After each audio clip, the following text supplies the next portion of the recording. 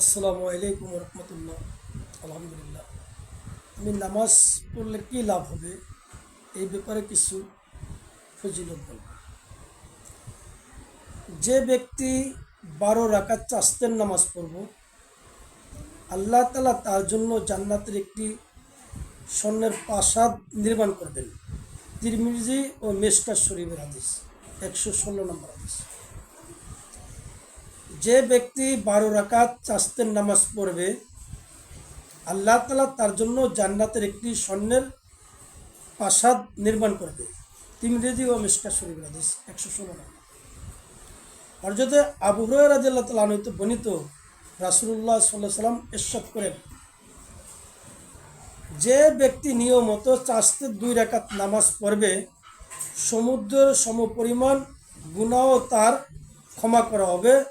আহমদে তিরমিজি। যে ব্যক্তি নিয়মিত চাস্তের 2 রাকাত নামাজ পড়বে, সমুদ্রের ফেনার সমপরিমাণ গুনাহ তার ক্ষমা করা হবে। আহমদ ও তিরমিজি। সাকিব বলকি নামে আল্লাহর এক ওলি বলছেন, আমি সমস্ত জীবনের অনুসন্ধান করে 5টি জিনিস 5 জায়গায় পেয়েছি। 1 নম্বর, রুজির বরকত চাস্তের নামাজের মধ্যে।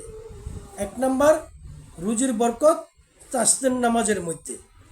2 নম্বর, কবরের রৌশনী। 2 নম্বর, কবরের রৌশনী তাহাজ্জুদ নামাজের মধ্যে। 2 নম্বর, কবরের রৌশনী তাহাজ্জুদের নামাজের মধ্যে। 3 নম্বর, মুনকার নাকির প্রশ্নের উত্তর কোরআন শরীফ তেলাওয়াতের মধ্যে।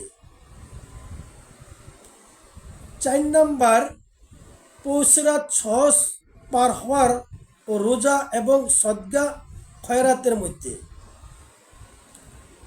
5 নম্বর, আরশের ছায়া প্রান্তি নির্জনে বসে আল্লাহর ধ্যান করার মাধ্যমে।